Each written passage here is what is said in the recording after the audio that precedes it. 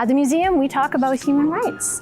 We talk about the fact that we all have different perspectives and ideas on what that means. But we want to come together and share one another's stories to learn about those different perspectives and ideas, in the hopes that we are going to gain an understanding and respect for one another's ideas. And through dialogue, we can move forward into a better life together. Why am I not allowed in here again? I just would like to get to the fourth floor. Because of the public health order. I want it. Public health order for what? This is the only museum in North America of human rights. Right. Okay, the regulation means that only those who are vaccinated because that reduces the problem then. Yeah, they shut it down for whatever, and then you're back, let's just get off, no, we're shutting it down again. 2 days or? The regulation's going for about 2 weeks. I need to know we have 2 weeks before. Have so many people standing outside trying to get in. Then why are you guys protecting them? Because it's regional there.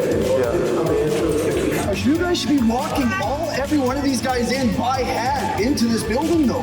The fourth floor of this building is a very huge significance. It's exactly why we're here.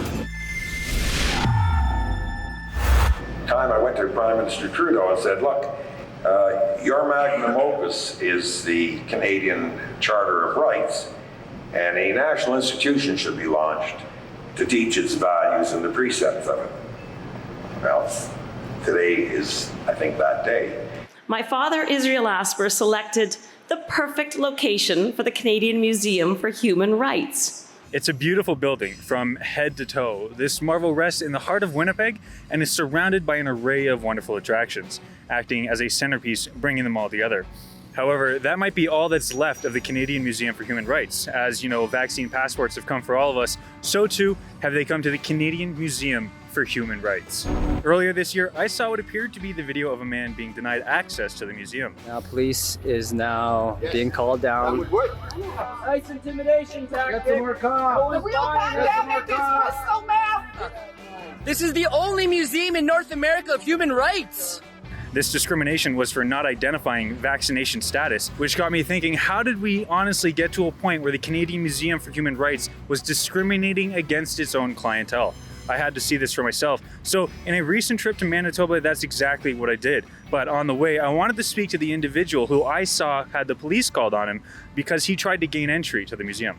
I tried to get into the museum. There was about 8 security guards that kept yelling over my voice. I was trying to voice my concern about even entering the building at that time. Why am I not allowed in here again? Otherwise, what we're No, why am I not allowed in here again? I just would like to get to the fourth floor. Because of the public health order. I want it. Public health order for what? If you want to see the full other side of the story, you have to go to rebelnews.com. It's the only place putting real news out there. So you can get these full videos uncensored. As you know, YouTube and other platforms do censor content. So if you want to get the full story, the other side that they're not going to show you, check back with us at rebelnews.com. For Rebel News, I'm Sydney Fazard.